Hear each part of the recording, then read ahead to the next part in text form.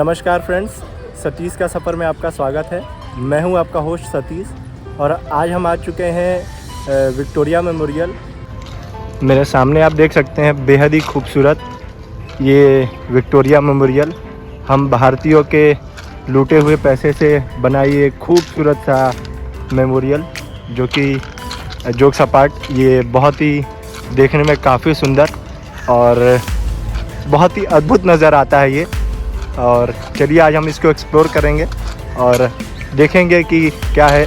इससे पहले भी एक बार मैं विक्टोरिया मेमोरियल आ चुका हूँ, जो बहुत पहले जब मैं क्लास 4th में था और स्कूल के पिकनिक पे टूर पे आया था, तो यहाँ पर विज़िट किया था। दोस्तों, विक्टोरिया मेमोरियल को बनाने में लगभग 15 साल लगे थे और इसको 1906 से लेकर 1921 के बीच में बनाया गया था। क्वीन विक्टोरिया, जो कि भारत की महारानी थी ब्रिटिश काल के समय, उनकी याद में कर्जन ने इसे बनवाया था। और ये बेहद ही बड़ा मॉन्यूमेंट बहुत ही खूबसूरत दिखने में लगता है। और ये कुछ नज़ारा है सामने से बाहर का, और इसमें एक म्यूज़ियम भी है जहां हम जाएंगे। और ये फिरंगी इसको वापस देखने आए हैं। पूरी तरह सफ़ेद संगमरमर से बना ये मेमोरियल बेहद ही खूबसूरत और अद्भुत लगता है। दोस्तों, अगर आप विक्टोरिया मेमोरियल आने का प्लान कर रहे हैं तो आपको नियरेस्ट मेट्रो स्टेशन मैदान मिलेगा और यहाँ पे एंट्री टिकट 30 रुपये है अगर आपको म्यूज़ियम में जाना है।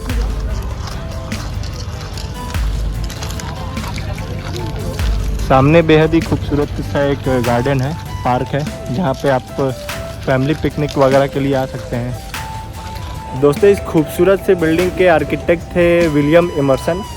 तो विलियम एमर्सन जी को सलाम मेरा। अब वो तो ऊपर होंगे, तो चलिए अब हम थोड़ा सिक्योरिटी चेक करवा लेते हैं। अगर आप लगेज लाते हैं तो आपका सिक्योरिटी चेक होगा, याद रखिएगा।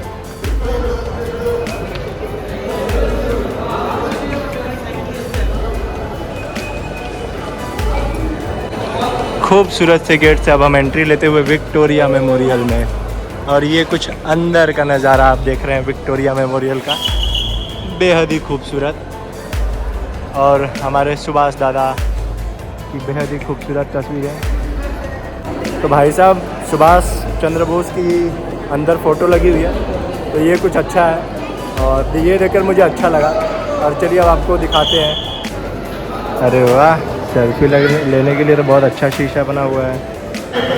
ये सुभाष चंद्र बोस का लिखा हुआ लेटर है।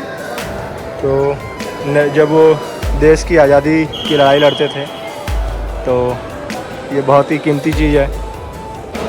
हमारे देश के सबसे बड़े योद्धा सुभाष दादा इन एक्शन। कभी कभी मैं सोचता हूँ अगर मैं उस टाइम होता तो मैं पक्का आज़ाद हिंद फौज ज्वाइन किया होता। अफसोस। 1938 में टाइम मैगज़ीन ने सुभाष चंद्र बोस को अपने कवर पेज पे रखा था। और ये कुछ देखते हैं क्या है, इसको पढ़ लीजिएगा आप लोग। अब मैं तो पढ़ने वाला पढ़ ही रहा हूँ। आज भले ही सुभाष चंद्र बोस को यहाँ पे बहुत अच्छे तरीके से इनको जगह दिया गया, मगर हमारे इंडियन हिस्ट्री में जितना उनको जगह मिलनी चाहिए थी उतना उनको मिला नहीं है। तो ये कुछ मेरे लिए अच्छा नहीं लगता है।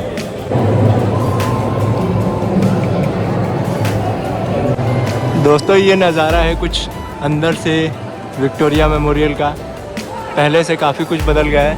अब यहाँ पे बीच में शीशा लग गया, जो पहले नहीं था जब मैं आया था, आप देख रहे होंगे। और ये ऊपर का बेहद ही खूबसूरत,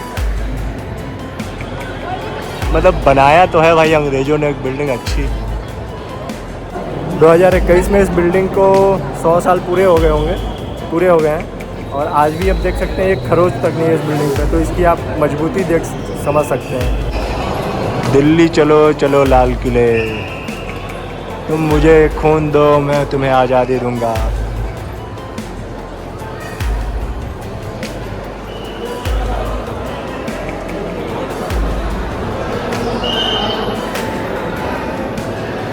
कभी कभी मैं सोचता हूँ अगर आज़ाद हिंद फौज को कांग्रेस का पूरा सपोर्ट रहा होता तो आज कुछ अलग ही कहानी होती हमारे देश की। मगर दुर्भाग्य, ये कुछ डॉक्यूमेंट्स हैं आज़ाद हिंद फौज के। ये कुछ लिखा हुआ है। ये फ़ोटो सुभाष चंद्र बोस जी के स्टूडेंट लाइफ का है और ये तब का है जब वो वेश बदल कर रशिया और जर्मनी की तरफ गए थे आज़ाद हिंद फौज की स्थापना करने के लिए। और ये युद्धबंदी हैं वो हैं जिनको आज सुभाष चंद्र बोस ने छुड़वाया था। हमारे नेताजी का दिमाग तो देखिए, युद्धबंदियों को छुड़वाया पहले और उनको अपने फ़ौज में शामिल कर लिया। तो इतना टैलेंटेड हमारे नेताजी थे भैया। शायद कुर्सी और पावर को पसंद करने वाले कुछ लोग थे जिनकी वजह से नेताजी को उतना सम्मान नहीं मिला, उतना सपोर्ट नहीं मिला।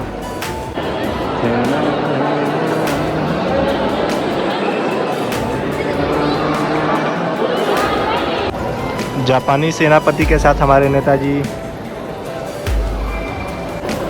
ये कुछ जज्बा होता है, ये कलेजा होता है। Don't worry about me, England has not made a bomb that can kill me. This is the power of Netaji. This is the map जो आपको दिखा रहा है कि कलकत्ता से किस रूट से होकर नेताजी बर्लिन तक गए थे और वहाँ पर आज़ाद हिंद फौज की नींव रखी थी। तो ये कुछ रास्ता है, आप देख सकते हैं। मैं आपको एक टूर करा देता हूँ उस रास्ते का। ऐसा समय जब आपके चारों तरफ अंग्रेज सेना हो, आपके पीछे पड़ी हो, सरकार आपका साथ ना दे रहा हो, महात्मा गांधी जी भी आपसे खफा हो, और उस समय बर्लिन मतलब कलकत्ता से छुप छिपाकर बर्लिन जाना, वहाँ से जापानी सेना से अलाई करना और एक बड़ी सेना को तैयार करना, तो आप समझ सकते हैं रियल फादर ऑफ नेशन कौन है। और अब जो भी हो, एक अलग जगह है नेताजी की। और मैं भारत सरकार का बहुत ही धन्य हूँ कि जिस अंग्रेज़ों ने इस विक्टोरिया मेमोरियल को बनवाया और जो अंग्रेज़ी सत्ता नेताजी के पीछे पड़ी हुई थी, आज उसी ने अंग्रेज़ों के भवन में नेताजी का ये बेहद ही खूबसूरत सा म्यूज़ियम बनाया गया है।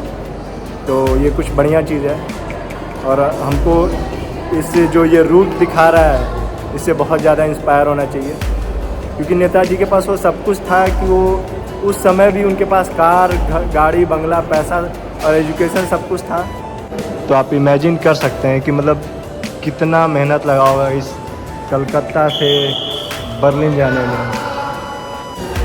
हमारे नेताजी की सेना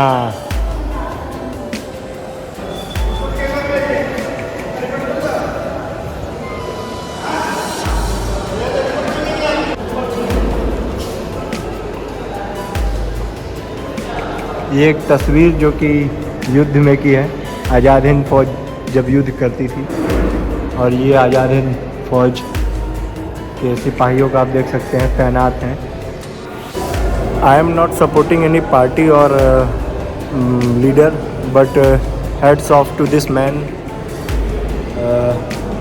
जो कि नेताजी के कुर्बानी और नेताजी जितना हम लोग के देश के लिए किए हैं, ये इसी इंसान की वजह से जितना आप ये देख रहे हैं विक्टोरिया मेमोरियल में, ये पॉसिबल हो पाया है।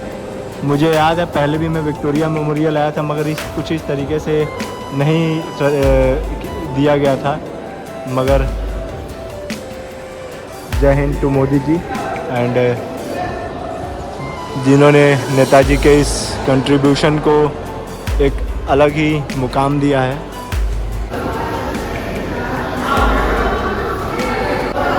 विक्टोरिया मेमोरियल के कंस्ट्रक्शन के टाइम के कुछ फ़ोटोज़ हैं जो आप देख सकते हैं।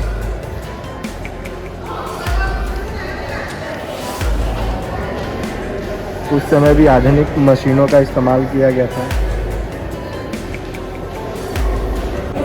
इस खूबसूरत से भवन को बनाने में लगभग 15 साल लगे थे। 1906 में इसका काम चालू हुआ था और 1921 में जाकर इसका इनॉग्रेशन हुआ था। और क्वीन विक्टोरिया के मेमोरी में ये बनाया खूबसूरत सा महल बहुत अच्छा है। आर्किटेक्चर का बहुत ही खूबसूरत सा नमूना है और आपको यहाँ एक बार विज़िट करना चाहिए। Must visit place in Kolkata है ये। अब चलिए आगे और ऊपर चलते हैं। तो ये कुछ नज़ारा है फर्स्ट फ्लोर से बाहर की, बहुत ही खूबसूरत दिख रहा है यहाँ से।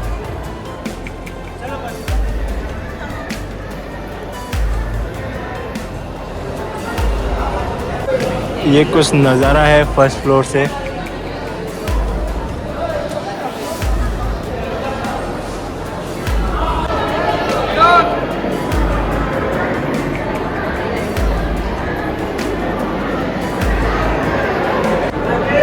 ये फ़ोटो जिसका आप देख रहे हैं ये खुदीराम बोस जी हैं, जिनको अंग्रेज द्वारा फांसी दे दी गई थी। तो भैया ये याद रखिएगा कि आज़ादी बिना खड़क बिना ढाल के नहीं आई थी, बहुत खून बहाना पड़ा था। और ये पीछे जितने लोगों का फ़ोटो देख रहे हैं ये सभी लोग शहीद हुए थे। तो रिमेंबर, दे दी हमें आज़ादी बिना खड़क बिना ढाल नहीं, बहुत खून बहाया इस आज़ादी के लिए। देश की आज़ादी चरखे से तो नहीं, पता नहीं, मगर इन सब चीज़ों का प्रयोग करके भी लाया गया है। कुछ ऐसे छोटे मोटे हथियारों का भी इस्तेमाल किया गया है देश की आज़ादी के लिए।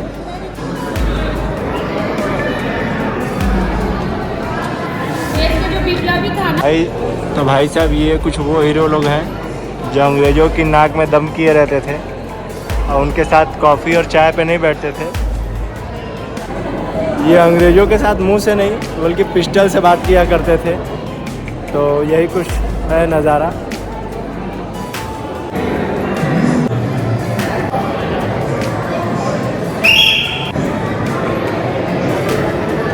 ये जो आप पैम्पलेट देख रहे हैं ये वही पैम्पलेट है जब भगत सिंह ने कोर्ट में बॉम्ब फेंका था। और ये हिंदुस्तान सोशलिस्ट रिपब्लिकन आर्मी द्वारा फेंका गया था। बॉम्ब फेंकने के बाद आप देख सकते हैं यहाँ लिखा भी है, उनकी सिग्नेचर भी है। इस वाले पर्चे पे लिखा हुआ है कि सैंडर्स का मर्डर किया गया है, वो लाला लाजपत राय के डेथ का बदला लिया गया है। कभी कभी सच में लगता है कि बहुत से लोगों को छुपा दिया गया राजनीति के कारण। बहुत से लोगों के कंट्रीब्यूशन को एकदम दफन कर दिया गया है और मतलब बहुत ही बुरी बात है। आप देख सकते हैं मतलब कुछ लोग बस तस्वीरों में या तो उनका नाम दब के रह गया है, तो अब आने वाली पीढ़ी को बताना ही पड़ेगा। और ये हमारे वीर उधम सिंह जी जो कि सैंडर्स को जीसस क्राइस्ट के पास पहुंचा दिए थे।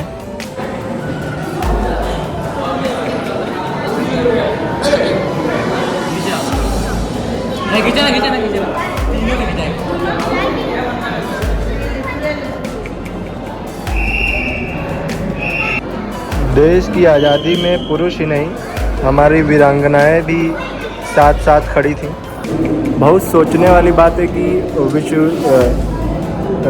वर्ल्ड वॉर 2 जब ब्रिटेन जीत गया था और पूरी तरीके से शासन कर रहा था भारत पे, तो क्या ज़रूरत पड़ गई थी 1947 में इंडिया को छोड़ने के लिए।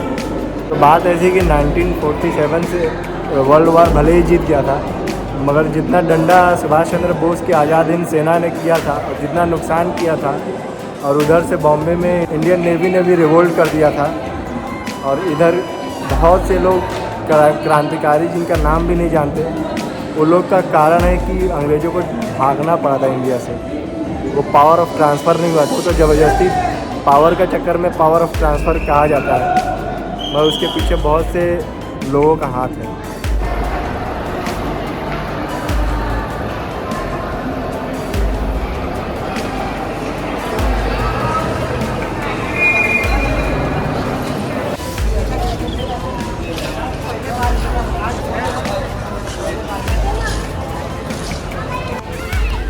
तो भैया जी विक्टोरिया मेमोरियल तो पूरा घूम लिया गया, और ये कुछ बेहतरीन नज़ारा निकल के आ रहा है शाम के लगभग 5 बज चुके हैं।